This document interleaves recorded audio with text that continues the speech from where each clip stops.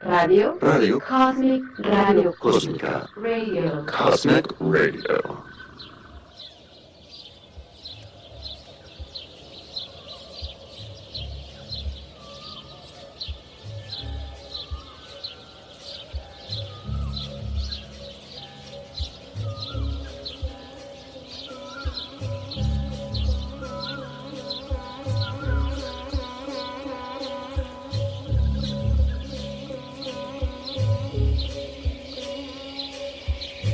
Cada naufragio, cada historia, puede verse o interpretarse de muchas maneras, pero hay algo inquietante en los relatos de naufragios. Ya sea un viaje psicológico o una aventura de sobrevivencia, un naufragio es una metáfora de una existencia que tropieza, que pierde sus coordenadas para orientarse en el mundo. El naufragio revela un sufrimiento y una pérdida. Contar historias de naufragios es aprender a leer los signos de la alegría o el sufrimiento. Es darnos cuenta del esfuerzo de muchas personas que desde su propia experiencia y lidiando con las dificultades de una vida cada vez más precarizada y con un alto grado de violencia alrededor, crean lugares de encuentro a partir de una palabra o de un relato compartido que permite señalar una experiencia dolorosa. A partir de esa narrativa, de contar lo que nos duele y cómo nos atraviesa, se vuelve posible vislumbrar otro horizonte y construir nuevas maneras de orientarse en la vida. Solo porque la palabra y nuestros relatos tienen efecto social, cuando son reconocidos y aceptados por los otros, lo que se narra se convierte en una historia que permite socializar el sufrimiento psíquico.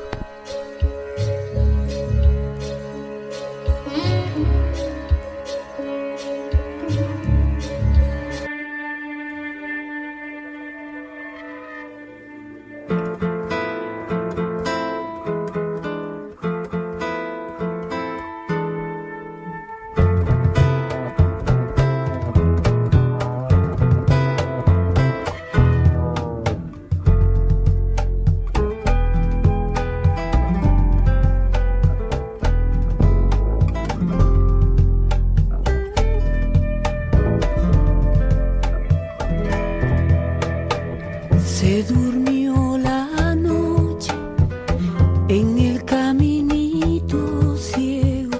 Cuando despertó se dio la luz del día entero.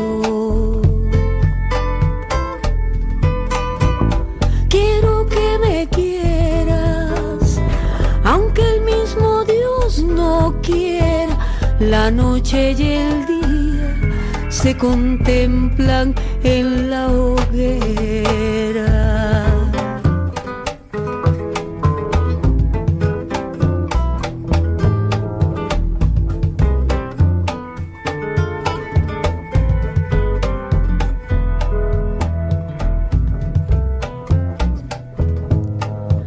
Soy amiga de las aves y del árbol bueno, porque reina la tormenta cuando estoy serena. Soy amiga de los niños y del pordiosero, porque noche, día y muerte para el ángel bello.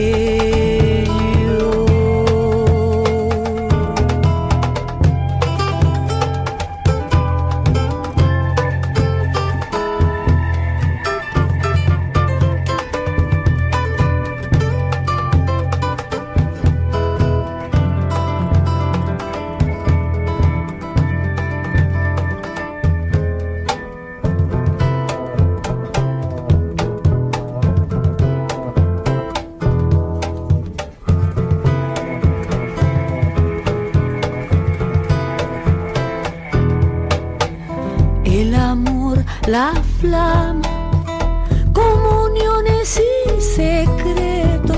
Cuando despertó la fuente que inunda el recuerdo.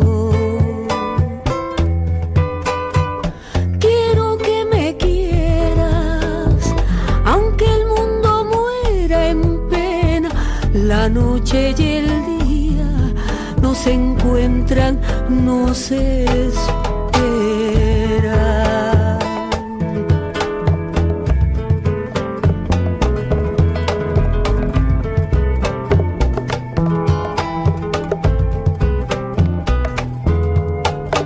Soy amiga de las aves y del árbol bueno, porque reina la tormenta cuando estoy serena.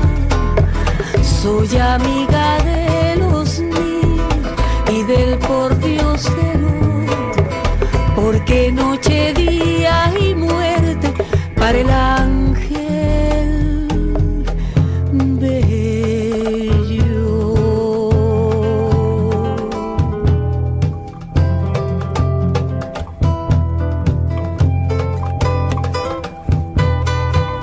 Quiero que me quieras, aunque el mundo muera en pena, la noche y el día no se encuentran, no se esperan.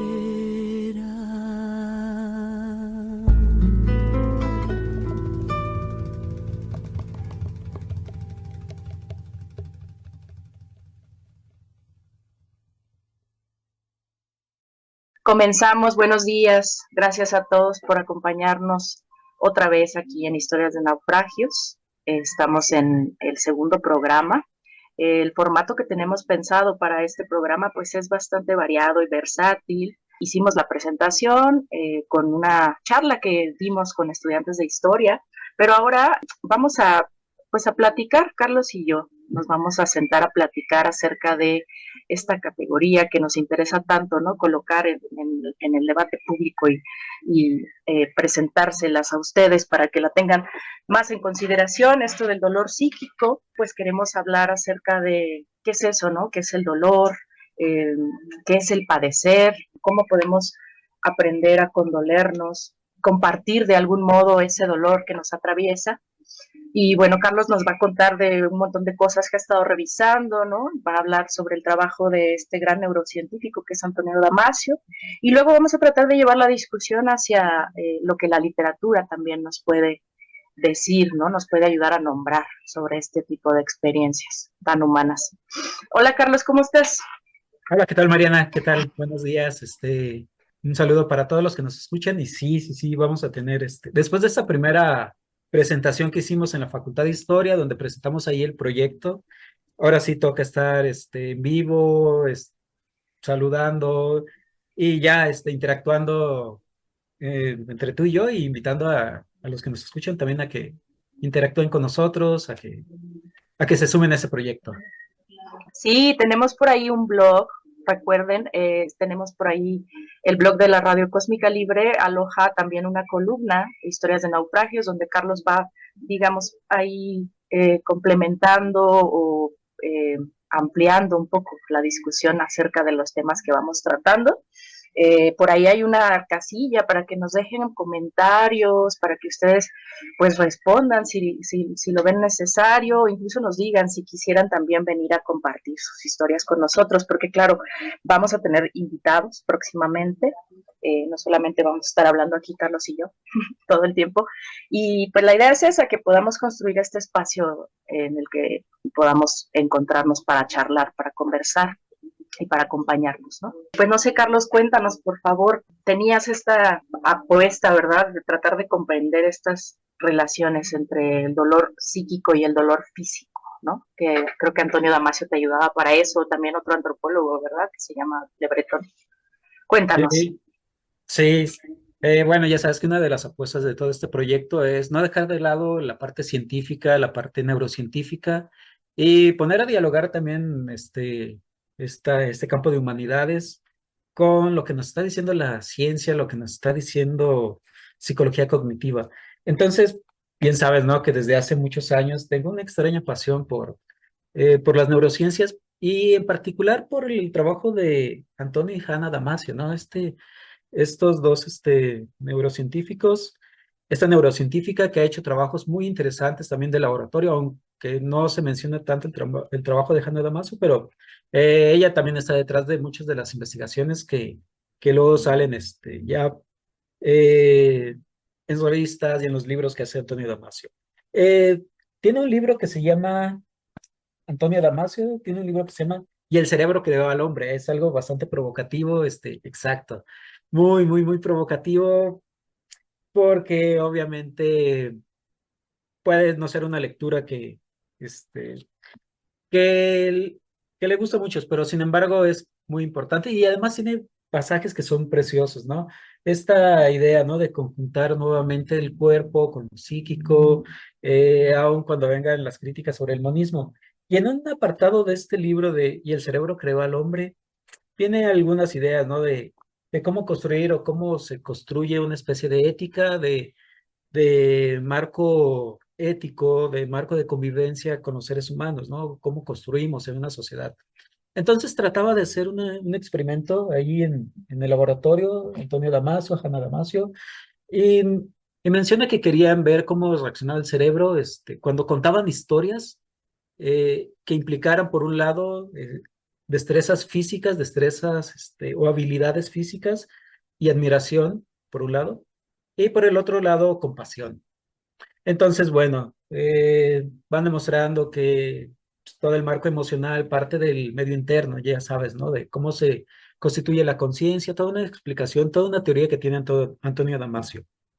Pero lo que empiezan a ver es que el cerebro, de alguna manera, empieza a identificar las habilidades físicas con el dolor físico, los procesa en lugares específicos del cerebro y de alguna manera empieza a elaborar eh, ciertos contenidos neuronales cuando ubica el dolor psíquico y las cuestiones que tienen que ver con actos virtuosos, actitudes virtuosas, digamos, actos de caridad, cosas así. De alguna manera el cerebro empieza a ubicar y a diferenciar lo físico y las habilidades. Dolor, cuando, por ejemplo, las personas escuchaban algún relato que implicara que alguna persona se había lastimado, que había tenido un accidente, su cerebro reaccionaba de manera inmediata, eh, poniendo por delante, digamos, el sistema nervioso y cuestiones mucho más ligados con lo exterior, ¿no? Obviamente, lo físico implica una respuesta mucho más pronta, inmediata, y cuando las personas escuchaban relatos que tenían que ver con el sufrimiento psíquico, el cerebro se tardaba mucho más en reaccionar, pero esta reacción era mucho más permanente y duradera. Entonces el cerebro empezaba a distinguir de una persona sin que se dieran cuenta que hay una distinción entre lo físico, el dolor físico y el dolor psíquico. Y el dolor psíquico tarda mucho más en elaborarse. Las personas necesitan mucho más tiempo para elaborar el relato, pero la actividad que genera este relato de dolor psíquico dura mucho más tiempo activada en el cerebro. Y eso es precioso, ¿no? Es precioso porque entonces también tenemos una cierta manera de entender que el dolor físico es inmediato, implica acciones inmediatas, pero el dolor psíquico compromete a una escucha mucho más, más pausada y además genera una impresión mucho más duradera. Entonces, esta idea, ¿no? De que realmente el dolor es algo mucho más complejo, pero que el cerebro de alguna manera entiende los distintos canales en los que se mueve y se compromete mucho más con lo psíquico, cuando una persona está sufriendo, está deprimida, cuando tiene la pérdida de un ser querido o algo así. Entonces, vamos entendiendo, ¿no? Los canales por donde circula el dolor y cómo somos capaces, inconscientemente, intuitivamente, de reconocer ambas diferencias, ¿no? Dolor físico por un lado y dolor psíquico por el otro. Qué interesante. Sí, Damasio tiene otra obra, otro trabajo interesante, ¿no? Que a ver si nos puedes comentar un poquito de esto. Tendemos todavía a concebir que hay como una especie de separación entre la mente y el cuerpo, y Damasio también puso en cuestión desde sus investigaciones esto, ¿no? Creo que se llamaba el error de Descartes. Sí, sí, sí. ¿Qué es lo que sostiene ahí? Ya sabes que Damasio es más espinosista, ¿no? Más de totalidad. Pues es esta vieja discusión, ¿no? Entre dualismo y monismo. La cuestión de Descartes fue, de alguna manera, en algún momento concebir la raza extensa y roscovita, ¿no? La cuestión del, de lo material del cuerpo y la cuestión del alma, ¿no? Como dos entidades separadas. Y entonces eso marcó también todo el curso de la medicina, de la filosofía. Ya sabes, fue alguien que estaba muy interesado, ¿dónde estaba ubicada el alma, ¿no? En el cuerpo. Entonces decía que en la glándula pineal podía estar el alma. Y a partir de la glándula pineal, pues ahí conectar, ¿no? Lo que era la parte del organismo y la parte espiritual. Por ejemplo, en experimentos con animales, esto daba lugar a que se experimentaran con gatos o con animales vivos. Y a partir de esa tradición que inaugura Descartes, ¿no? Que había una separación, los que, por ejemplo, podían hacerle alguna lesión en el sistema nervioso a un gato, me acuerdo de eso, y si el gato se quejaba era simplemente cuestiones mecánicas, ¿no? Realmente no había ningún dolor, el animal no sufría porque no tenía alma. Entonces eso llevó precisamente a todas estas nociones, a, a darle preferencia a lo anatómico. Entonces ahí nuevamente viene esa idea, ¿no? De volver a reunir eh, lo que es el alma y el cuerpo como una unidad, y es lo que va planteando Antonio Damasio. Vuelve a la cuestión del monismo, ¿no? Realmente para que surjan contenidos físicos, para que surjan contenidos mentales, pues, tiene que haber un fondo orgánico. Entonces, una de las ideas de Damasio, Antonio Damasio, es que la intuición, la conciencia surge a partir de que tenemos un medio interno que está detectando constantemente el ambiente. El cuerpo está constantemente atravesado por las circunstancias, por los objetos externos. eh, Construye una cartografía en el cerebro de todos los objetos que de alguna manera están alterando el equilibrio orgánico, y todo eso va incorporando todas estas alteraciones, y entonces a partir de ahí va surgiendo la conciencia, una conciencia que es como el anticipo después de lo que va a ser la conciencia ampliada, el yo, y después la conciencia reflexiva, y después la conciencia ya cultural. Entonces, es nuevamente recuperar la cuestión de que pues, no somos dos sustancias distintas, sino somos una realidad atravesada por cuestiones orgánicas, mentales, sociales, culturales. Y esa es la apuesta neurocientífica de Antonio Damasio, volver a colocar al sujeto como una unidad, ¿no? Que está en relación con el mundo que les rodea y con su propio medio interno, y no podría explicarse ni las emociones ni la conciencia si no fuera por que estamos completamente arraigados y sujetados al suelo en el que caminamos, ¿no? Sí, cierto. Y creo que también desde la antropología tenemos aportaciones que van en este sentido, ¿no? Recuerdo, por ejemplo, ese libro de Roger Bartra de anatomía, ¿no? ¿Cómo era? Título, Antropología del cerebro o algo así, que planteaba que el cerebro necesita este andamiaje cultural, ¿verdad? Este andamiaje cultural que conecta con el mundo, que siempre hay, digamos, esta interfaz operando, que no podemos hablar, digamos, del cerebro como, pues sí, acá, encerrado en nuestro cráneo, sin conexión con el mundo concreto. Y tú también traías para compartir aquí con nosotros otra lectura sobre el dolor, ¿verdad? Desde la antropología. Entonces, no sé qué quieras por ahí comentarnos. Oh, sí, sí, sí.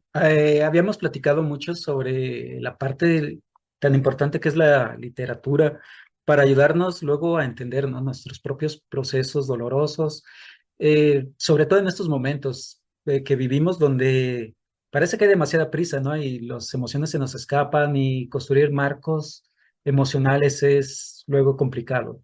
Entonces, darse una vuelta por la literatura, por las experiencias dolorosas, a veces la ficción, y a veces una ficción entre comillas, ¿no? Nos ayuda bastante. Eh, por supuesto, ahí encontramos un montón de libros, de novelas, pero en especial una autora, ¿no? Que es como nuestra invitada especial de este programa, que es Piedad Bonet. Piedad Bonet es una escritora colombiana, y yo la conocí eso es anecdótico, ¿no? Yo la conocí en un momento muy complejo de mi vida. donde también estaba pasando por una serie de problemas, de duelos, ¿no? Sabes, muerte de mi madre, después de una muy larga agonía y después de una serie de padecimientos, de todo un sufrimiento que incluso a mí se me escapaba, pero aun cuando a uno se le escape, uno lo va viviendo, ¿no? O sea, volviendo a lo de Damasio, pues, tu cuerpo va cartografiando todo eso, va construyendo algo sobre eso. Entonces vas construyendo una especie de relato inconsciente, pero que queda marcado en tu cuerpo, que queda marcado en tu organismo. Y entonces llegué a Piedras Bonet a través de un libro que se llama Lo que no tiene nombre. Lo que no tiene nombre es un trabajo impresionante de Piedras Bonet donde habla sobre el suicidio de su hijo, Daniel Segura Bonet, un chavo que estaba estudiando en Nueva York, me parece, estaba haciendo una maestría, tenía un diagnóstico de esquizofrenia y en algún momento decide quitarse la vida. Frente a esto, frente a este dolor, frente al estigma del suicidio, frente al estigma de la enfermedad mental, eh, Piedad Bonet decide encararlo a través de la escritura y nos entrega un libro donde obviamente surgen preguntas, y donde surgen eh, reclamos, bueno, donde se procesa todo esto, ¿no? Pero de una manera, decía ella, ¿no? Que excluyera el lamento, o sea, la buena literatura, dice Piedad Bonet, excluye el lamento y eso me pareció muy interesante, ¿no? Porque entonces hay que pasearse por otros autores, por otras experiencias, compartirlas, dar a conocer, caminar por encima de la vergüenza que puede suscitar tener un diagnóstico de esquizofrenia, como luego relata ahí Piedad Bonet. Y eso me interesaba mucho porque obviamente en mi familia también tenemos un caso, mi hermano Noé pasó por una circunstancia igual, un diagnóstico de esquizofrenia y en algún momento también decidió irse de este mundo en sus términos, ¿no? Como diría Néstor Brownson, y a veces también el miedo a nombrar la palabra, ¿no? Suicidio. Entonces, Piedad Bonet es como parte de un momento y de un proceso también doloroso por el que yo voy atravesando, y sus palabras de alguna manera fueron una especie de guía, ¿no? También fue como cuando alguien te presta algunas palabras para poder iniciar tu propio discurso, ¿no? Tu propia elaboración de tu propio duelo, ¿no? De tantas cosas que había ahí contenidas y de alguna manera aparece Piedad Bonet con este libro. Ella ahí habla del dolor, no solamente de haber perdido a su hijo, sino habla del dolor que él sentía, que ella veía que él padecía. Cómo sufría, por ejemplo, la vergüenza. Eh, Me acuerdo algo, eso más o menos también lo fui ubicando, ¿no? Por ejemplo, mi hermano Noé nunca nos dijo de frente que tenía un diagnóstico de esquizofrenia. Él, digamos, ya vivía en San Luis, nosotros ya estábamos en Morelia, dos ciudades distintas, y de alguna manera eso también marcó una distancia entre lo que le pasaba. Y se da uno el lujo de no saber. Pero en algún momento él empezó a tener alucinaciones, empezó a tener ciertos delirios paranoicos. Y cuando le preguntaban qué había pasado, porque él decía que lo perseguían, que alguien estaba detrás de él, un día simplemente le dio risa y dijo que no, que eso ya estaba solucionado. Nunca nos dijo, hasta ya después de lejos nos enteramos que tiene esquizofrenia, pero incluso ya viéndolo ya no surgía en la conversación, era como que se instala un silencio, ¿no? Sabes, él sabe, todos sabemos, pero no hay manera ya de construir algo. Entonces, Piedad Bonet menciona que a Daniel Segura no le gustaba decir que tenía esquizofrenia, le daba miedo el estigma, le daba vergüenza. Y fue una sorpresa, incluso menciona por ahí, fue una sorpresa para su familia, ¿no? Tanto el suicidio como el diagnóstico de esquizofrenia. Entonces tiene que decirlo en voz alta. Cuando alguien decía el fallecimiento de tu hijo, no, suicidio. Este, Ponerle nombre a las cosas, enfrentarse a las cosas, a la vergüenza, al estigma, eh, cómo, cómo empieza a recluirse, ensimismarse. Entonces también habla de ese otro dolor, ¿no? Que es precisamente algo que va a ahondar en una de sus novelas, de la que también, ¿qué hacer con estos pedazos? Va a ahondar en esta otra parte, ¿no? Y ya no solo el dolor físico, sino el sufrimiento psíquico, sino el sufrimiento añadido, ¿no? Algo que por ahí empieza a hablar, por ejemplo, Le Breton, ¿no? Este sociólogo, antropólogo, perdón, que hace toda esta antropología del dolor, ¿no? Que nos ayuda también a entender esta distinción, ¿no? Lo que decía Damasio, hay un dolor físico, puede ser un dolor crónico, puede ser el dolor que te da tu propio organismo, y añadido a esto viene el sufrimiento, ¿no? Que es la carga adicional, que es algo añadido, es algo que luego no alcanzamos a ver. Podemos entender, como decía Damasio, que alguien tiene una herida o que sufre un dolor físico y podemos empatizar a lo mejor con ese dolor físico, pero el dolor psíquico ya no es tan evidente, ¿no? Y esa carga adicional. Entonces, eso implica de alguna manera eh, una, una formación distinta, una sensibilidad distinta, una manera distinta de aproximarse al tema del dolor. Y entonces viene nuevamente la cuestión, ¿no? Y algo que aborda de manera mucho más profunda en esta novela, ¿no? ¿Qué hacer con estos pedazos? Donde ya obviamente estamos de lleno ante algo que ya no puede ser tanto como lo físico, sino ya lo que empieza a pesar en el alma, digámoslo así. Bueno, pues si quieres vamos a una pausa, bueno, vamos más bien a escuchar algo de música. ¿Querías tú en este episodio dedicar las rolas a tu madre, ¿no? Vamos, ¿qué quieres que escuchemos ahora para que cuando volvamos puedas contarnos un poco más acerca de esta novela de Piedad? Bueno, mi madre amaba la música y dentro de la música amaba la voz de Tania Libertad. Entonces, va a ser nuestra invitada de hoy, musical, y una canción que le encantaba, Vete de mí. Vale, pues vamos a escucharla y volvemos.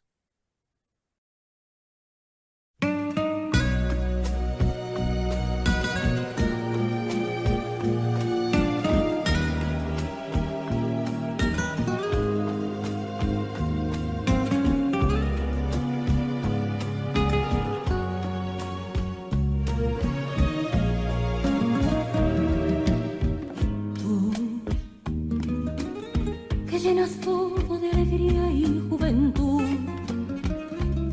que ves fantasmas en la noche de trasluz, que oyes el canto perfumado del azul. Vete de mí, no te detengas a mirar las ramas viejas del rosal que se marchitan sin dar flor. Mira el paisaje del amor, que es la razón para soñar y amar. Yo, que ya he luchado contra toda la maldad, tengo las manos tan deshechas de apretar, que ni te puedo sujetar. Vete de mí.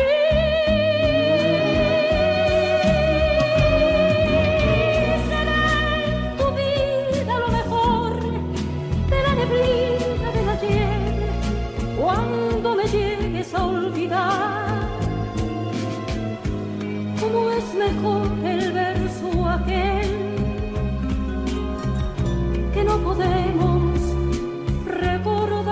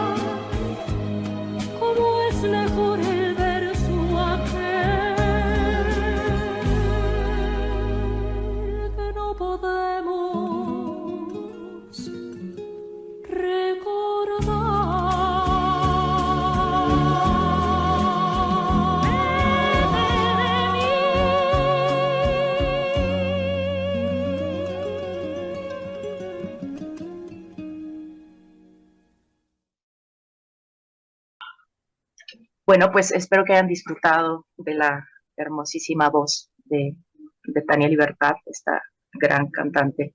¿Es mexicana, Tania Libertad? Peruana, Es peruana. peruana, toda su vida en México, ya aplica la de Chabela Vargas, creo, ¿no? Sí, de que las Sí, mexicanas nacen donde les da su chingada madre, ¿cierto? sí, sí, sí. Sí, ya aplica entonces tiene toda su vida pues, profesional aquí en México y canciones con mariachi. Ahorita escucharemos algo con mariachi también, para Excelente, excelente. recordando a mi madre, la música que ella amaba y cómo la música construye un cierto este, componente colectivo, nos invita a transitar de una manera distinta por la vida, ¿no? Con la música que compartimos con las personas que amamos. Exactamente, sí. Creo que vi que por ahí en algún momento compartiste una foto de Chabela contando que lo que ella hace en el escenario es provocar esta catarsis colectiva, ¿verdad? Esa gestión del dolor compartido eh, a través pues, de su canto, ¿no? De lo que ella hace en el escenario. Hacía. Conectar que esos silencios y hacer que saque que las personas saquen, ¿no? Ese grito ahí que está contenido y que termine en esa catarsis, todo el mundo cantando y compartiendo de manera colectiva, ¿no? Estos sufrimientos que luego a veces nos ahogan, ¿no? Porque no son compartidos y porque volviendo nuevamente a estas dinámicas en las que nos hemos formado desde hace algunos cuantos siglos ya, individualistas, donde hay una cierta noción del dolor que a veces veo algunos memes, me parecen encantadores, ¿no? Incluso que se comparten en páginas de psicología, de psicoanálisis, cómo han ido contaminando toda esta visión individualista, ¿no? Sufre en silencio, brilla en público. Entonces, como si el sufrimiento fuera algo eh, de lo cual hay que esconderse, de lo cual no hay que hablar, entonces también se construye de manera cultural. Lo interesante es que el sufrimiento también tiene un componente cultural y es la parte más interesante de la antropología. A veces la filosofía no me gusta tanto porque los que se adentran en el campo filosófico de alguna manera piensan que construyen absolutos, ¿no? Ujú. Creo que decía Hannah Arendt, ¿no? Que los filósofos no deberían de meterse en la política porque la política es el arte de lo contingente y la filosofía es el arte de lo absoluto. Entonces, lo que implica contingencias, lo que implica cambios, matices culturales, de pronto la filosofía construye como ciertos absolutos metafísicos, trascendentales, y la antropología nos conecta directamente con el sufrimiento y las maneras de sufrir de las personas. Decía David Le Breton en su antropología del dolor, la manera, la sensibilidad o la forma en que las personas detectan, los umbrales para detectar el dolor son más o menos estandarizados en cualquier ser humano, sin importar la cultura. Ya sabes, estos clásicos experimentos que hacían, ¿no? Cuando empezaban a detectar la conciencia o la transmisión del sistema nervioso, eh, cuánto tardaba una sensación en convertirse en una sensación consciente. Si a una persona le empiezan a pinchar con una aguja, el umbral para detectar el dolor más o menos es equivalente en todos, toma unos cuantos segundos. El umbral es para soportar el dolor, eso va variando de acuerdo a las culturas. Cada cultura, y dentro de cada cultura, de pronto, cada esquema de aprendizaje construye un umbral para soportar el dolor. Eh, entonces, hay algunas culturas, mencionaba, por ejemplo, casos de italianos en Estados Unidos, primera generación, que tienen un umbral bajo del dolor, empiezan a sentir dolor, pero tiene que ser una región específica de Italia. Este, detectan el dolor con un umbral muy bajo y se quejan mucho, van con el doctor y le explican a profundidad cuáles son sus dolencias. Y eso decía que pues, tiene que ver con la manera en la que el dolor es algo compartido socialmente, ¿no? Dentro de la propia familia. Construye un esquema de atención al enfermo, al que está sufriendo. Pero ya de pronto con el modo de vida norteamericano, donde hay que contener el dolor debe de entrar en otra categoría donde, por ejemplo, dentro de cierta generación de trabajadores, eh, lo que causaba gran orgullo era si podían ir a trabajar estando enfermos, si tenían un montón de dolores. Entonces, lo que motivaba el orgullo para una cierta generación de trabajadores ya estadounidenses era soportar el dolor y soportarlo de una manera que pudiera seguir el sujeto yendo a trabajar, aguantando todo, y de pronto si iban al doctor era porque ya había una situación médica es, ya de problemática. Entonces, se construye esa idea, ¿no? El dolor es algo individual, es algo que no se puede compartir, es algo que no tienes que molestar a nadie. Entonces, dentro de un esquema muy capitalista, eh, el dolor no puede ser un impedimento para la producción, no lo puedes socializar porque es molestar a tu familia, y si vas al médico es porque ya te estás muriendo, básicamente, y además tienes que ser lo más escueta posible para poder salir lo más pronto posible del doctor. Ah, no, deme una pastilla y ya me voy, así tenga su organismo destrozado, pero entonces se construyen esquemas muy diferenciados para soportar el dolor. Hay quienes soportan más el dolor y eh, y lo soportan menos porque lo socializan más, porque el dolor es algo que compete a todos. Y entonces ahí viene algo, volviendo un poco a lo mejor a esta diferencia entre Damasio, la diferencia que hace Damasio entre el dolor físico y dolor psíquico. Un capítulo hermoso de Le Breton es cuando habla sobre el efecto placebo. Tiene un capítulo que es hermoso, tiene un apartado hermoso, unas cuantas cuartillas, pero generalmente hablamos sobre efecto placebo, ya sabes, darles una pastillita a alguien y de pronto les calma el dolor y se habla de sugestión, ¿no? De pronto en esa idea de minimizar luego lo que pasa en el organismo, como si no hubiera algo maravilloso en la manera en que reacciona el cuerpo frente a una pastilla, no sé, de azúcar o algo así. Eh, y entonces volvemos a esta parte, ¿no? De todas estas complejidades y capas que tiene el dolor, ¿no? ¿Cómo está la cuestión del dolor como señal? ¿Cómo está la sensación del dolor, por ejemplo? Y cómo a esto se le añade el sufrimiento, ¿no? El dolor psíquico. Y entonces tiene que ver el efecto placebo con la manera en que hay un cuerpo simbólico, un cuerpo que está atravesado por marcos culturales, por esquemas de afrontamiento, y menciona, eh, lo que hace el placebo es tejer una especie de red simbólica donde el sujeto tiene esquemas de afrontamiento del sufrimiento, no del dolor físico, el sufrimiento. Sobre ese cuerpo que actúa el placebo es, digamos, sobre ese cuerpo que sufre, no el que está doliendo, no es sobre la parte física del dolor, sino el efecto placebo empieza a construir. Es como cuando apalabras tu sufrimiento, cuando le das un sentido, y eso te da un esquema de afrontamiento que baja los niveles de estrés, los niveles de cortisol, y entonces el umbral de dolor puede seguir siendo más o menos alto, pero el sufrimiento baja.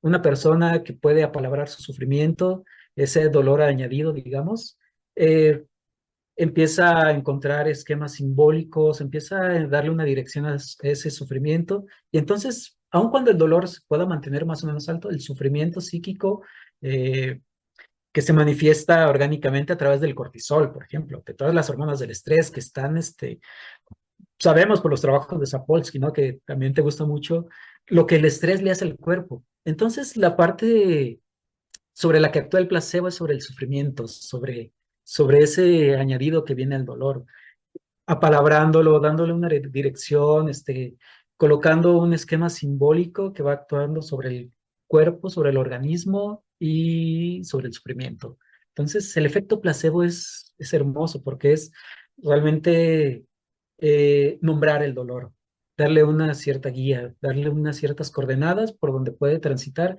y lo que quitas es sufrimiento, le quitas sufrimiento al dolor. Y eso es muy interesante.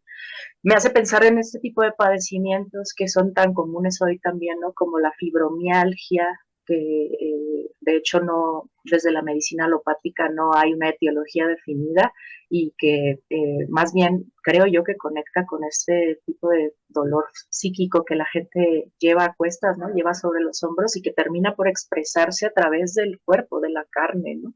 También pienso en algunas enfermedades autoinmunes que también provocan dolor crónico y que pues es también una reacción pues al trauma que se ha vivido en algún momento de la vida, ¿no? Aquí también recuerdo, además de Sapolsky, los trabajos, las investigaciones de este médico húngaro de Gabor Mate, que él fue médico en un servicio de medicina paliativa para enfermos terminales, ¿ya? Y él, pues, trabajaba muy, digamos, de manera muy íntima con sus pacientes sobre ese momento, ¿no? Ese trayecto final de la vida y tiene un libro en donde él comprueba que la gran mayoría de estos padecimientos no precisamente habían sido desatados, pero digamos, concordaban con algunas experiencias de dolor psíquico, de sufrimiento, como dices, que la gente había padecido en algún momento y que no había sabido gestionarlas. O sea, emociones así muy desbordadas, ¿no? Experiencias, ya sabes, experiencias traumáticas como, no sé, una violación, accidentes, duelos mal gestionados también. Entonces, sí, creo que en este sentido, pues sí, es hoy más fácil que antes, tal vez, identificar estas conexiones, ¿no? Tan complejas entre las formas en las que manifestamos el sufrimiento, que también puede llegar a ser a través de un padecimiento orgánico, ¿no? Físico, a través del cuerpo. Y luego estamos en este momento donde parece que hay demasiada prisa, ¿no? Y hay que pasar demasiado pronto por las cuestiones del dolor. Una sociedad que no logra hacer sus duelos, que no tenemos tiempo para darnos unos a otros, para abrirnos en nuestras experiencias. Y entonces, eh, o también una de las grandes críticas, ¿no? Que de pronto yo he sentido hacia la formación que hemos tenido en humanidades, demasiado abstracto, ¿no? De pronto tenemos una serie de categorías y conceptos que pueden ser muy interesantes, muy atrayentes, pero no nos conectan con lo cotidiano. Y entonces es necesario volver otra vez a estas experiencias de literatura para a través de la literatura conectarnos otra vez darle el valor que merecen, ¿no? Nuestra vida cotidiana, nuestras experiencias cotidianas, las experiencias con nuestras familias, nuestras experiencias de duelos, de muertes, de ausencias, eh, rupturas. Entonces, volviendo ahí un poco a Piedad Bonet, tiene un libro maravilloso que se llama ¿Qué hacer con estos pedazos? Es un libro maravilloso porque es como la narrativa de Piedad Bonet es como la narrativa de la cotidianidad con palabras precisas, palabras preciosas también, y con una serie de reflexiones que son tan cotidianas, pero a veces no les damos el valor que tienen. Entonces, Piedad Bonet en esta novela habla de una mujer de 60 y tantos años, cuando aparentemente ya tiene su vida hecha, ¿no? Un matrimonio que no sabe a dónde va, está en un proceso de duelo por la muerte de su madre, tiene que de pronto hacerse cargo de esa pareja que queda, ¿no? De,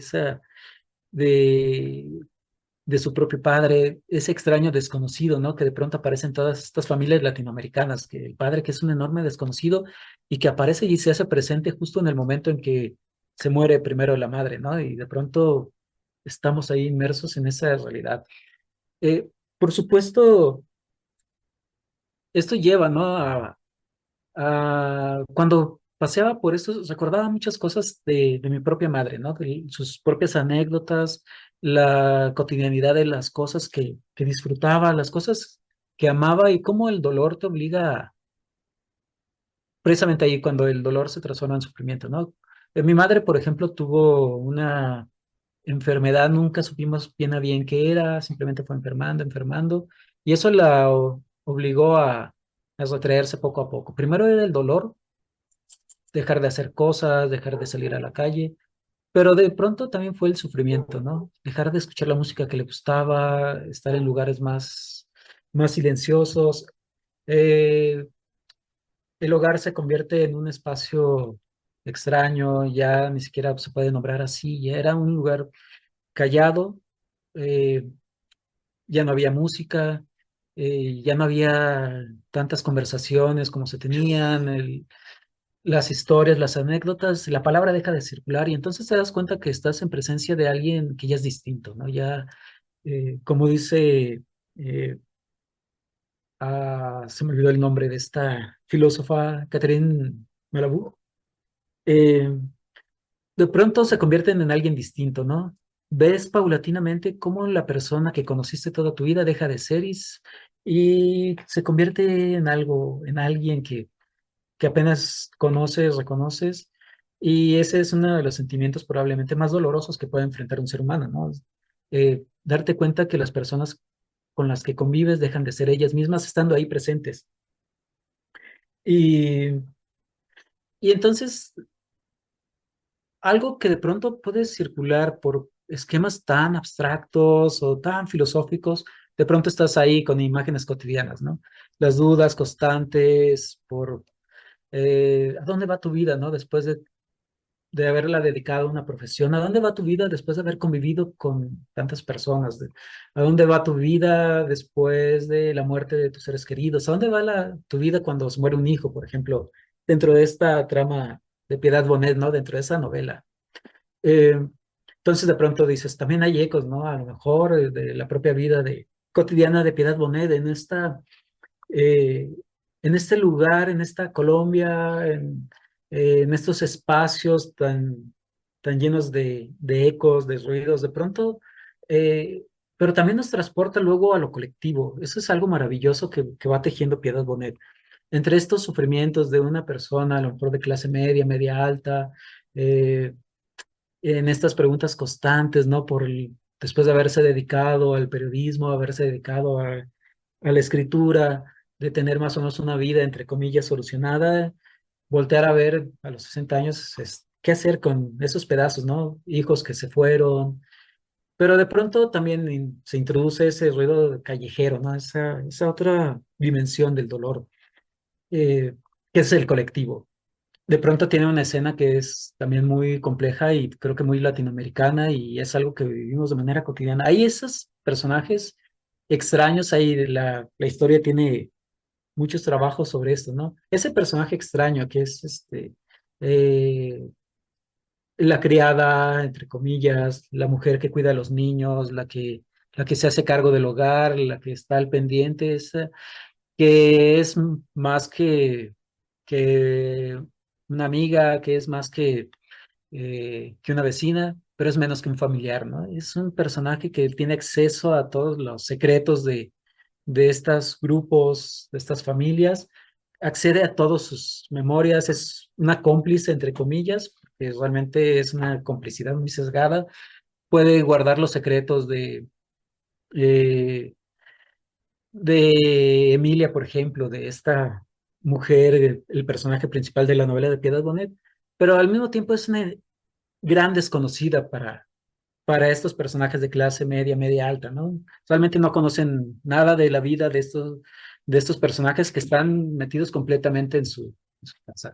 De pronto, frente a ese dolor, eh, por la monotonía, por la pregunta de la existencia de estas clases acomodadas, vienen estos personajes, ¿no? Que tienen acceso a todo y sin embargo son enormes desconocidos. Entonces, hay una escena donde Piedad Bonet va tejiendo esta cuestión del dolor individual con el dolor colectivo, donde de pronto le hablan a esta mujer que se dedica al servicio, a la cocina, a hacer la limpieza que la, este personaje principal, Emilia, considera a alguien muy cercano, pero que sin embargo apenas ha visto a la hija de esta empleada doméstica una sola vez.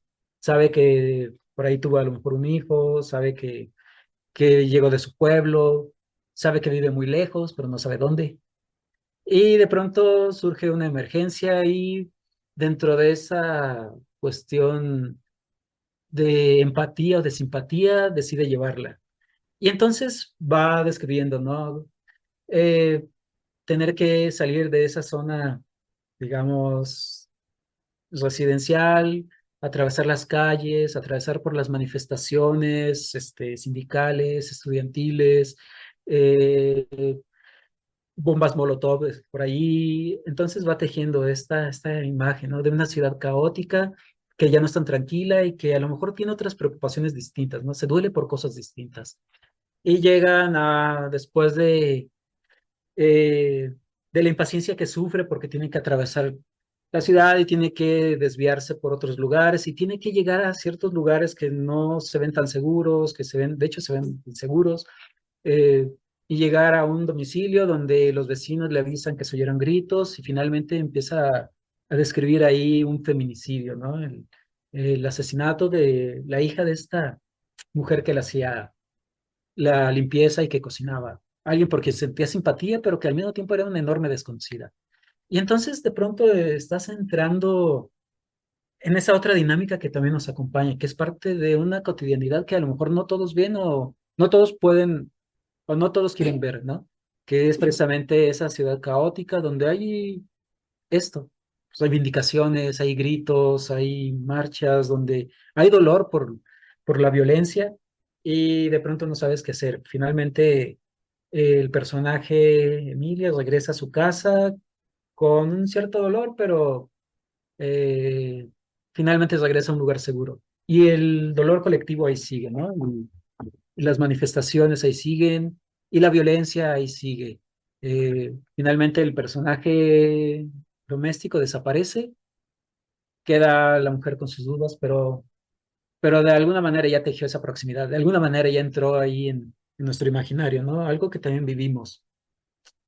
Eh, Entonces, lo que hace el neoliberalismo es que, por un lado, construye una cierta visión del ser humano egoísta, que actúa de manera individualista, solo o buscando su propio bien, y por el otro lado nos desarman para la acción colectiva.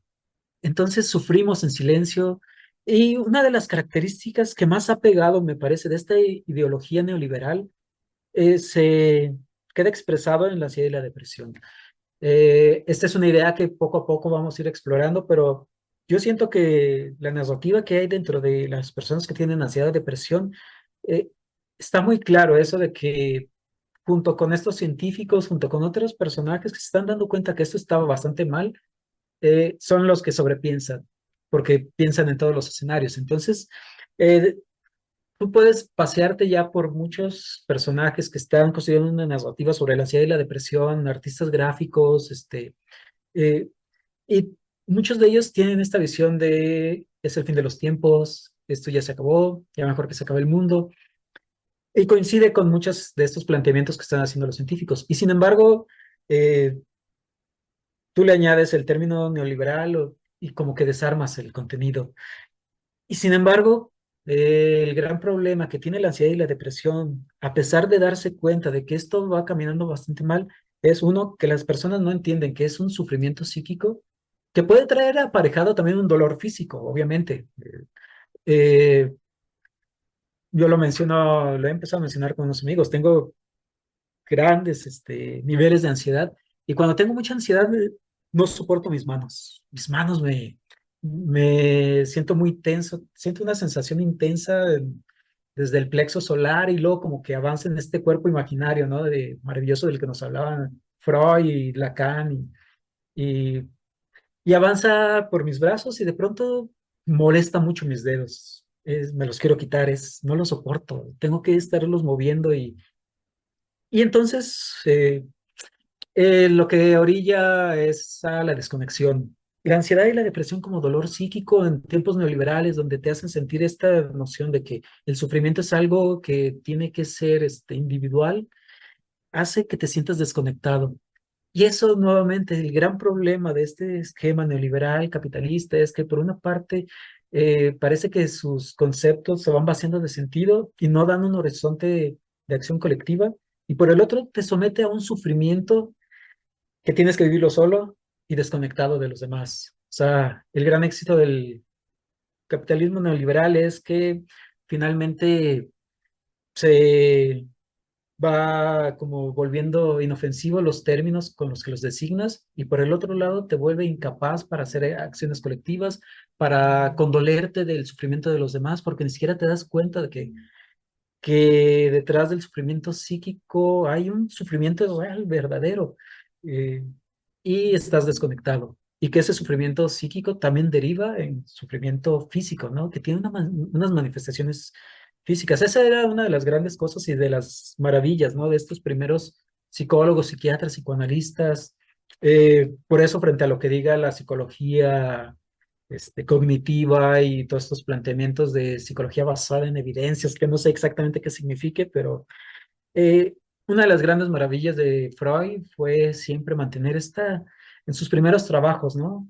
Eh, También hay un cuerpo imaginario que sufre, ¿no? Y este cuerpo siente y, y está conectado, íntimamente conectado con el organismo. Entonces, eh, estamos ahí atrapados en esta cuestión donde también realmente nos cuesta mucho trabajo construir cuestiones colectivas porque tampoco somos capaces de entender el dolor colectivo, ¿no? El dolor de los demás.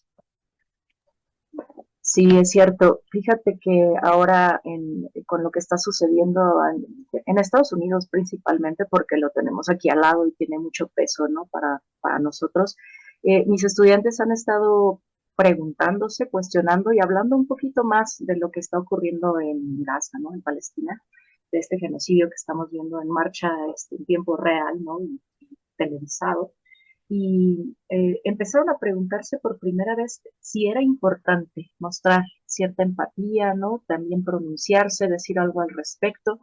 Y uno de ellos me decía algo interesante, me decía, oiga, profesora, pero ¿no le parece, pues, de algún modo fuera de lugar o contradictorio que estemos preocupándonos por lo que está pasando hasta allá con todos los problemas que tenemos aquí, ¿no? En el México de hoy o en la misma ciudad?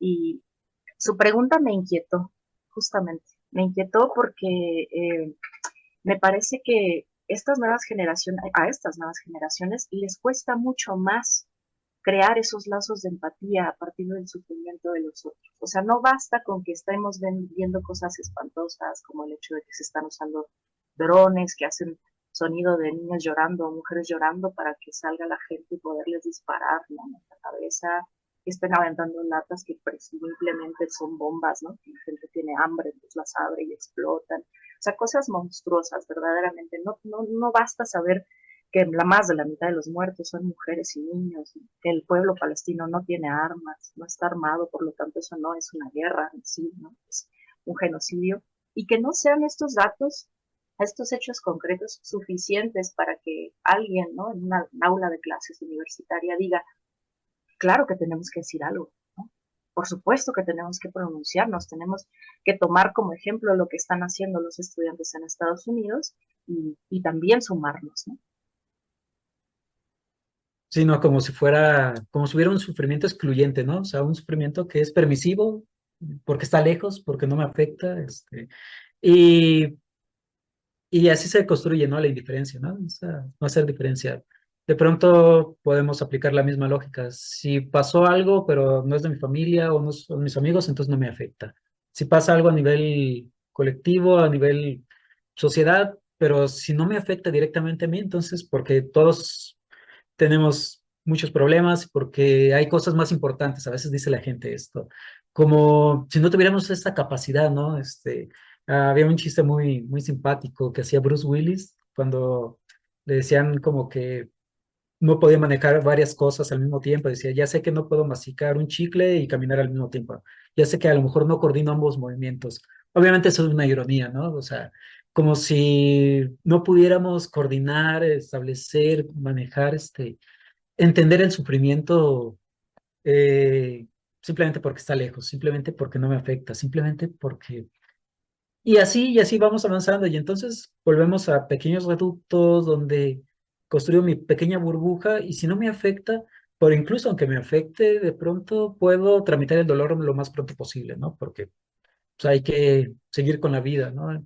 Entonces, eso lo dice Bifo Berardi. De pronto, la elaboración emocional requiere tiempo y el problema con estas generaciones nuevas es que no hay tiempo, estamos demasiado abrumados por estas experiencias de internet, de esta conexión permanente como ideal, ¿no? Donde de pronto es espantoso que personas que tienen un trabajo en servicios construyen sus grupos de WhatsApp y de pronto estás conectado al trabajo a las 24 horas, de pronto estás en tu tiempo libre, entre comillas, en tu casa y te llegan mensajes del turno en que vas a entrar. Entonces, en este momento en que se disipan los grupos, en las escuelas, grupos escolares, todo se construye en esa dinámica de interconexión que encuentra su contraparte, ¿no? En la depresión como desconexión.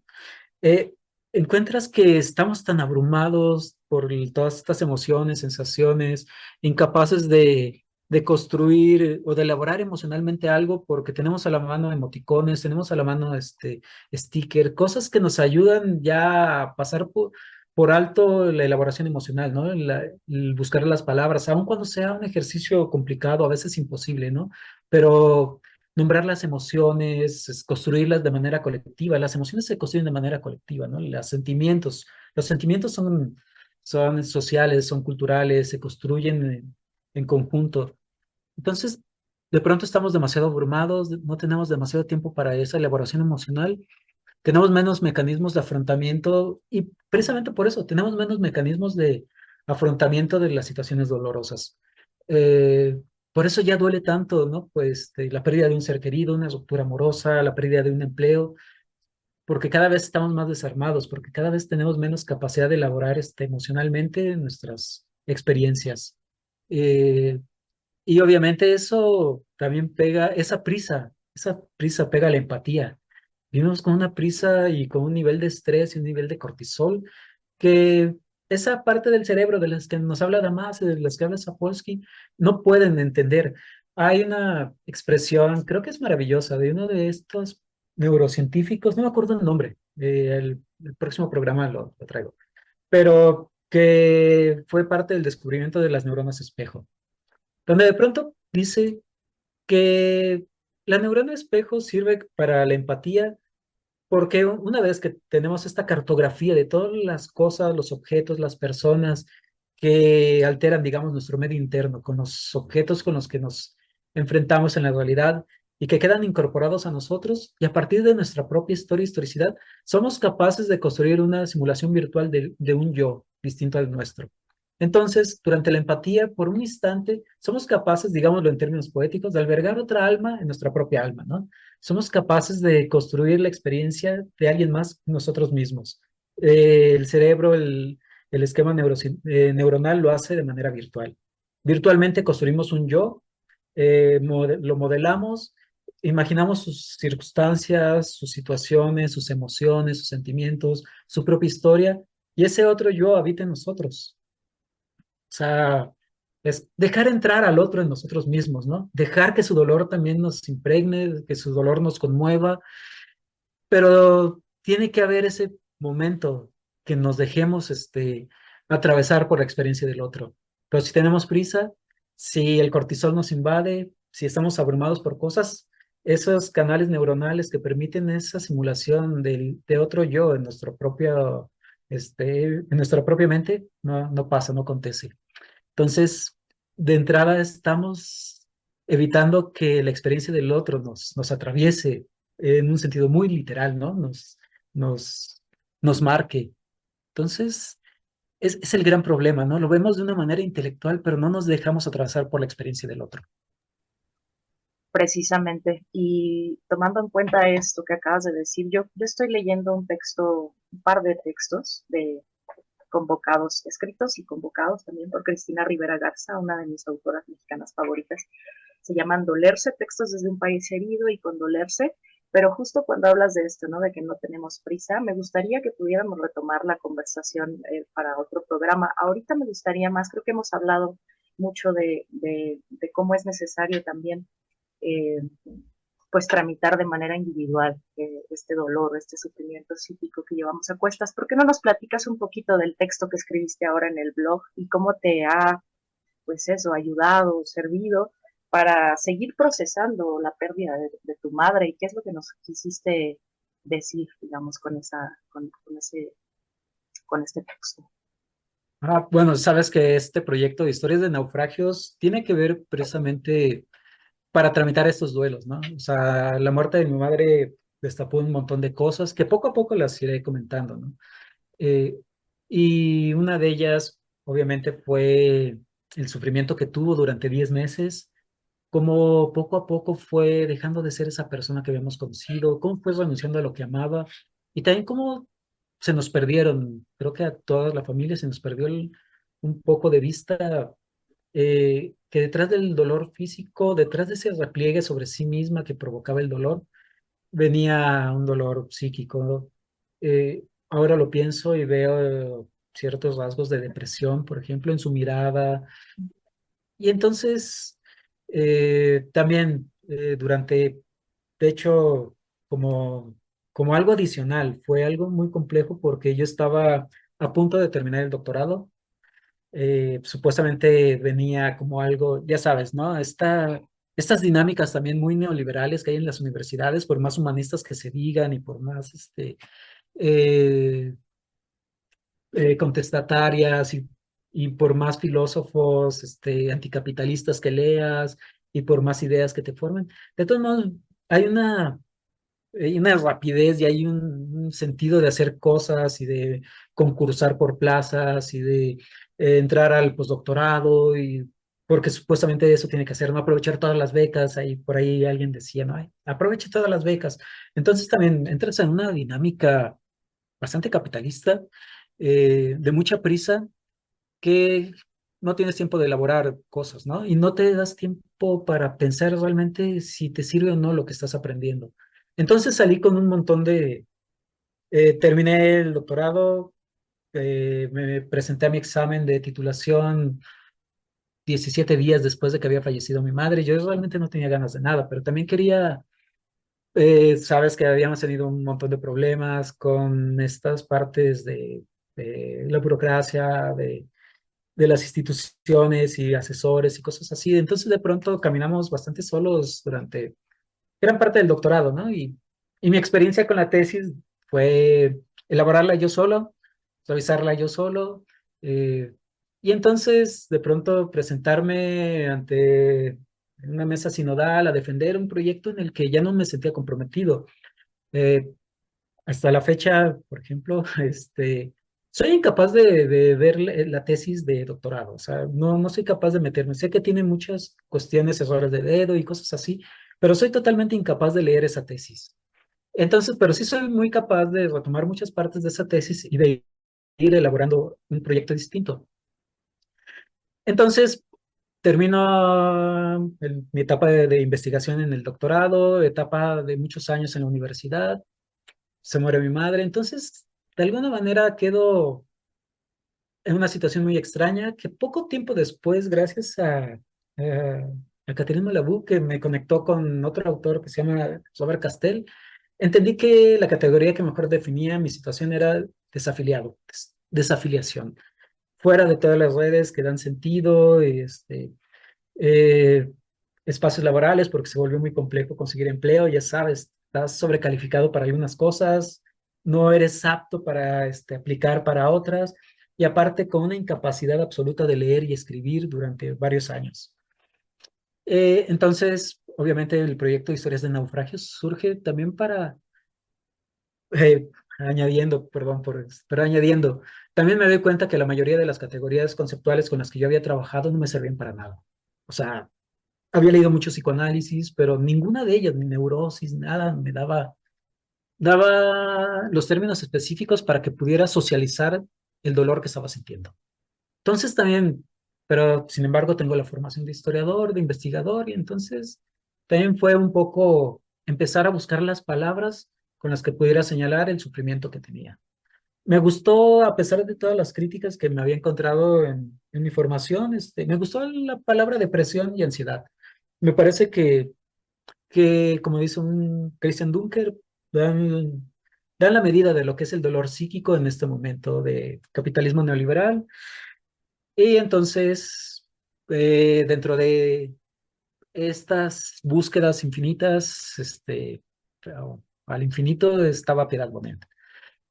Conecto porque hay partes de la historia de mi familia que también conectaban.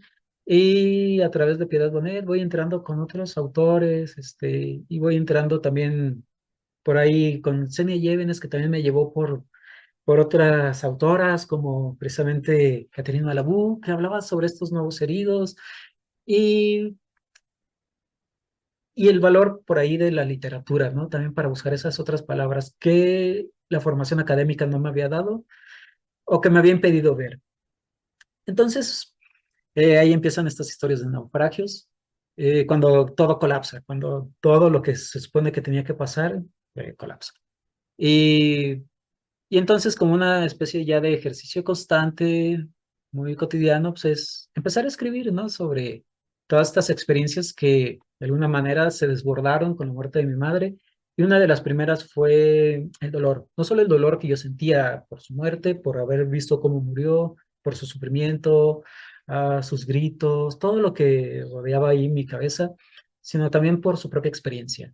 También situar su propia experiencia frente a la muerte, su propia experiencia sobre el dolor, pensar si pudimos haber hecho algo más para aliviar, no el dolor, pero sí el sufrimiento. Creo que por ahí va caminando esto, esta necesidad de diferenciar el dolor físico con el sufrimiento que iba sintiendo ella por la manera en que se iba pagando su vida, porque ella también se va dando cuenta, me imagino, o sea, yo no tengo dudas, ¿no? Que se va dando cuenta que está muriendo, que decide de alguna manera no contarnos a nosotros. De hecho, después nos enteramos que le había contado a varias personas que ella ya se iba a morir, pero nosotros, a sus hijos, hijas, a la familia nunca nos contó nada. Entonces también era esa pregunta de por qué no había compartido ese dolor y ese sufrimiento con nosotros. Mm, y creo irlo encontrando en una serie de historias que atravesaron a nuestra familia y también en esa idea, esa visión que construye esta etapa del neoliberalismo, donde podemos hacerle sentir a las personas que estorban que ese dolor no es aceptable a menos que sea ya la manifestación última, ¿no? Que anticipa la muerte, pero, pero que a lo mejor no entendimos cosas. Precisamente esto, ¿no? No nos dejamos por el miedo, por las prisas, aunque esté uno ahí, de pronto no te dejas realmente ni atravesar por la experiencia de dolor, pero también cuando uno está atrapado en ese dolor, eh, también encuentra unas resistencias para compartirlo, ¿no? Algo lee en los signos de los demás, a lo mejor algo ha fallado por ahí. Entonces, hablar del dolor es hablar sobre la experiencia de mi madre, de su dolor y de su sufrimiento. Y esa necesidad de diferenciar ambas cosas, ¿no? Que a lo mejor el dolor no podíamos hacer nada, pero sí podemos hacer mucho para aliviar el sufrimiento de los demás. Entonces, ¿cómo podemos reconocer el dolor que, que está impactando en la vida de los demás? Pues a través de las renuncias que hacen. Cuando empiezan a renunciar a las cosas que aman, cuando una ciudad deja de salir, cuando dejas de escuchar el bullicio de los niños. Algo que me gusta mucho del pequeño lugar donde yo vivo es que puedes ver niños jugando hasta las 10 de la noche, 10:30. Hay papás por ahí, los niños están por ahí jugando y te das cuenta que a pesar de ser un lugar un poco complejo acá donde yo vivo, de pronto sí hay una buena organización de vecinos que hacen sentir seguros a los niños de que puedan estar hasta las 10 de la noche jugando cuando en otros lugares ya no lo ves tanto. Y cuando una ciudad renuncia a esas cosas que le dan vida, cuando las personas individuales renuncian a las cosas que aman, te das cuenta que estamos ante graves problemas. Entonces, la idea de esta nota, que los invito a leerla, es a reconocer los signos del dolor, saber que sí podemos aliviar, si no el dolor físico, hay toda una serie de terapéuticas y cosas, pero sí podemos hacer mucho para aliviar y compartir el sufrimiento, ¿no? Que acompaña, que es algo adicional al dolor. Y obviamente la muerte de mi madre me ha hecho pensar mucho en esta diferencia entre dolor y sufrimiento y la necesidad de aprender a leerlos, ¿no? A través de estas manifestaciones a veces muy pequeñas, pero que son muy puntuales. Cuando un ser querido, cuando alguien que ustedes que nos están escuchando conozcan, que dejan de hacer cosas que les encantaban, que dejan de hacer cosas que amaban, es hora de poner atención. es hora de aprender a leer esos signos, ¿no? De alegría y de tristeza. Y algo que creo que siempre es necesario seguir recordando. eh, información muy confiable, todo este aparato de ayuda, psicológica, medicación si es necesario, o sea, hay redes de apoyo, aprender a tener una escucha empática, ¿no? No anular el sufrimiento de los demás, sino también aprender a escuchar a los demás y lo que nos diga ese sufrimiento, también hay un montón de cosas. Entonces, eh, el otro día escuchaba, bueno, veía por ahí en un grupo familiar, yo casi no interactúo, sabes que la ansiedad no me deja interactuar demasiado, entonces estoy ahí como observando cosas y si me da mucha ansiedad ya mejor no veo nada y mejor me desaparezco. Pero alguien posteó una foto de mi madre y mencionando algo así de que se le extrañaba y no sé qué más. Este, y diciendo que simplemente quedaban los recuerdos. Entonces eso me movió mucho, porque yo decía, ¿cómo solo van a quedar los recuerdos? O sea, ¿acaso la muerte de un ser querido, su vida, no nos deja algo profundo que valga la pena? De alguna manera, siguiendo estas ideas de las neurociencias, de las neuronas espejo, las personas que conocemos, sus voces, sus formas, sus rostros, sus experiencias están grabadas en nosotros, son parte de nuestra cartografía cerebral, o sea, están ahí, nos habitan. Entonces no puede ser que sean solo recuerdos, realmente es una presencia viva que nos obliga, ¿no? A considerar lo que es su muerte. El dolor de mi madre no tenía ningún sentido, eh, pero lo tuvo. Y tampoco se puede construir estas cuestiones cristianas, ¿no? De si el dolor nos permite aprender algo, si es una manera de llegar al más allá o al otro mundo. Nada, ese dolor no tiene sentido. Y su sufrimiento tampoco tiene sentido. Pero, pero sí nos sigue interpelando, ¿no? Ese sufrimiento, el de mi madre, y por supuesto que me obliga también a querer entenderlo, ¿no? También en los demás y a compartirlo y a socializarlo y entender que es una dimensión de estar vivos, el dolor y el sufrimiento, pero sí se puede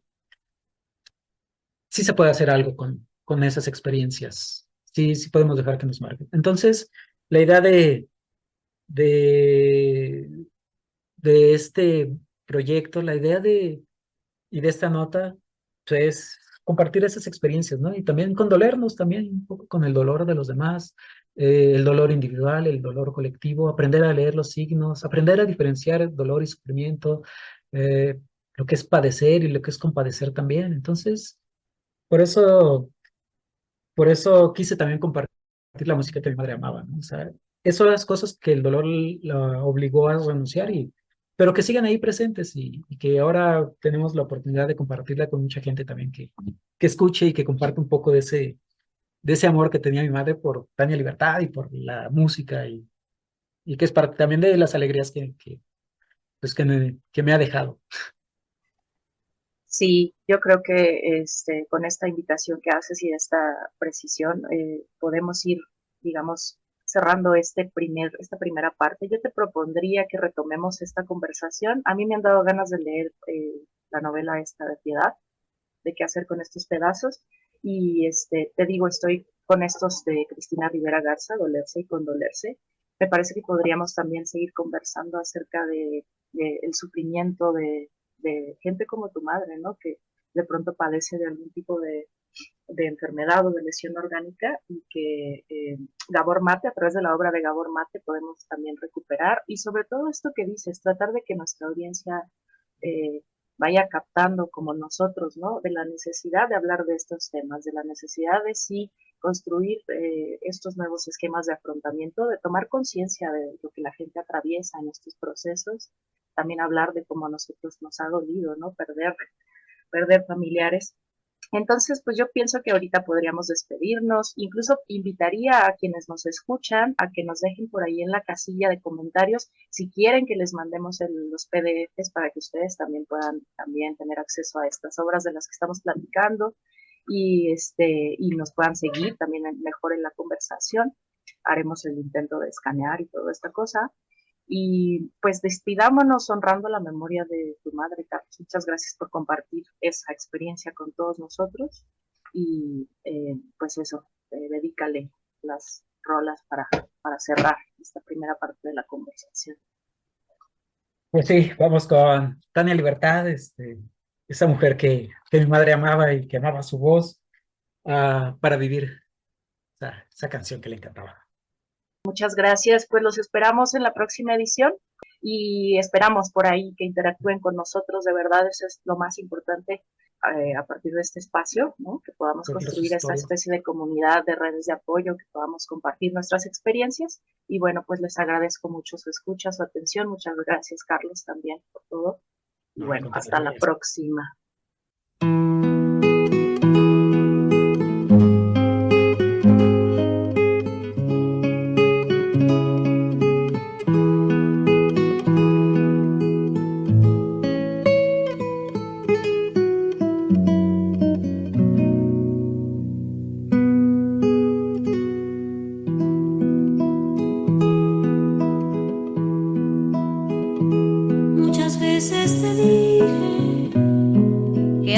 De hacerlo había que pensarlo muy bien,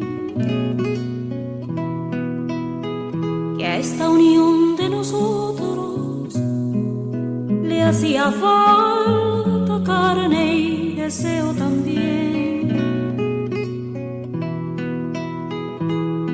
que no bastaba que me entendieras y que murieras por mí.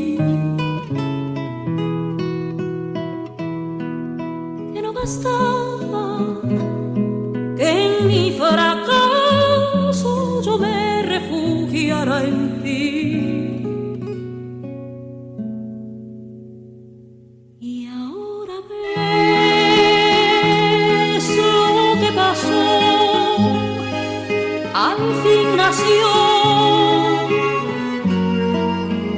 al pasar de los años.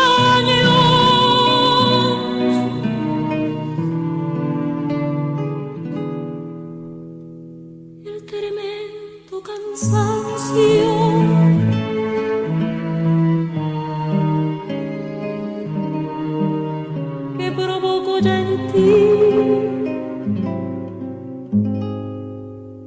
y aunque es penoso, lo tienes que decir.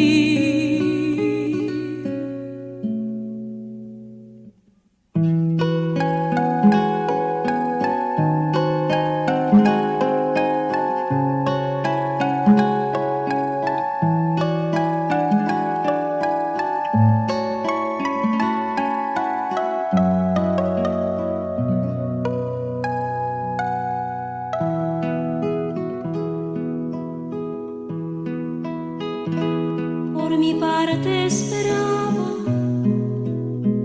que un día el tiempo se hiciera cargo del fin. Si así no hubiera sido, yo habría seguido jugando a hacerte feliz.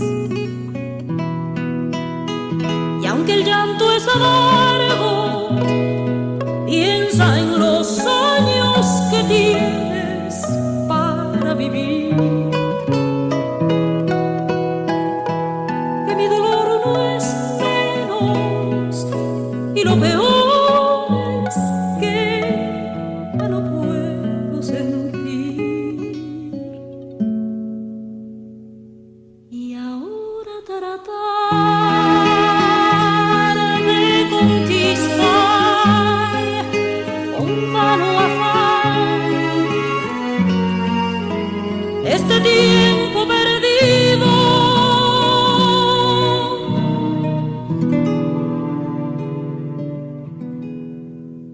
que nos deja vencidos,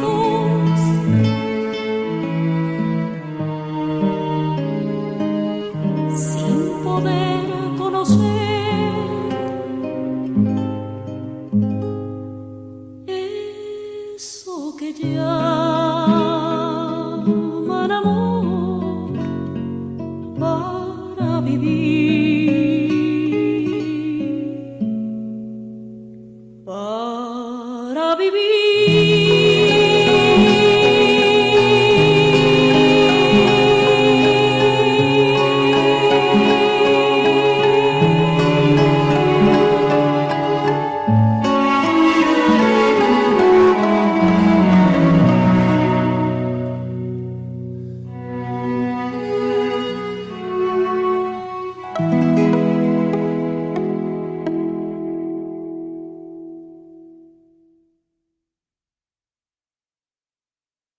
Radio. Radio. Cosmic Radio. Cósmica. Radio. Cosmic Radio.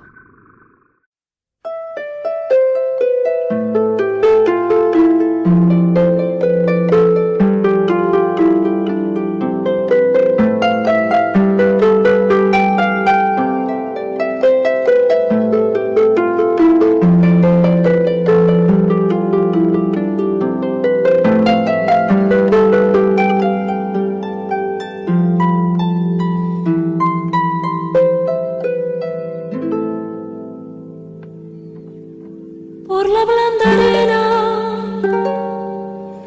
que lame el mar, su pequeña huella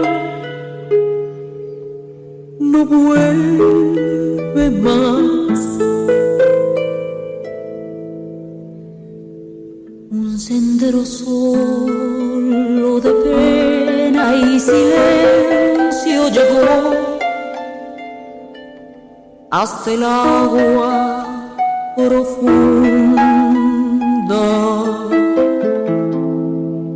Un sendero solo de penas mudas llegó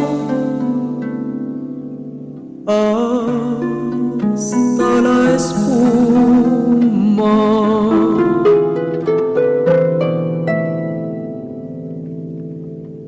Sabe Dios qué angustia te acompañó, qué dolores viejos cayó tu voz para recostarte arrullada en el canto de las caracolas marinas. La canción que canta en el fondo oscuro del mar, la caracola.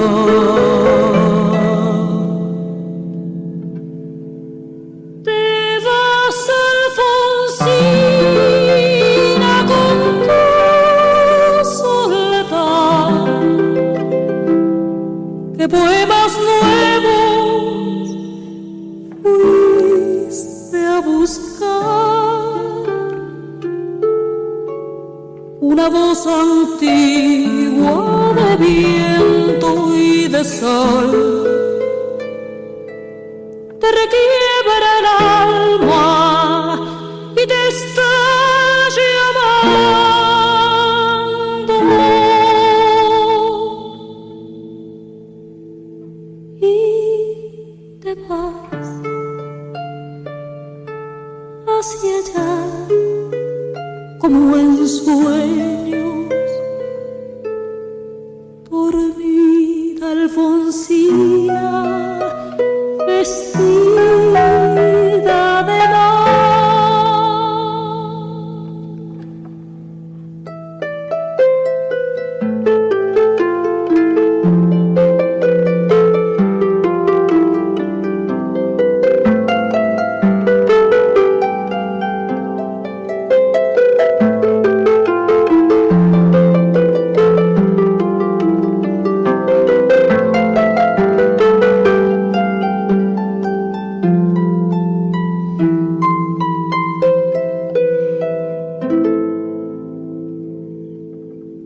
Cinco sirenitas te llevarán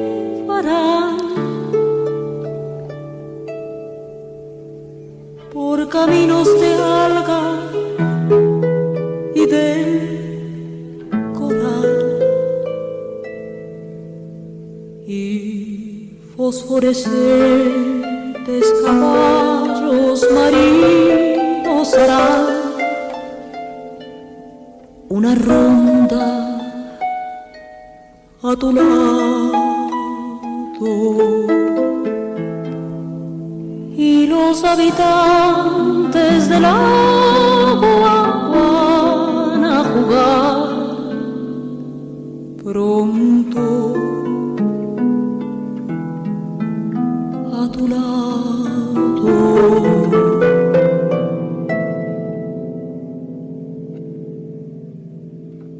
Bájame la lámpara un poco más. Déjame que duerma, nodriza en paz. Y si llama él, no le digas que estoy, dile que Alfonsina no vuelve. Y si llama él, no le digas nunca que estoy, di que me he ido.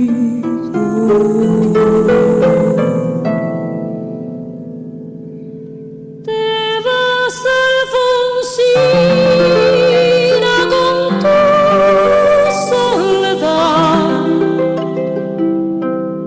Que poemas nuevos fuiste a buscar.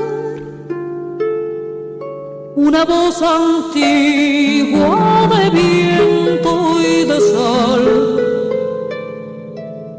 te requiebra el alma y te está llamando. Y te vas hacia allá como el sueño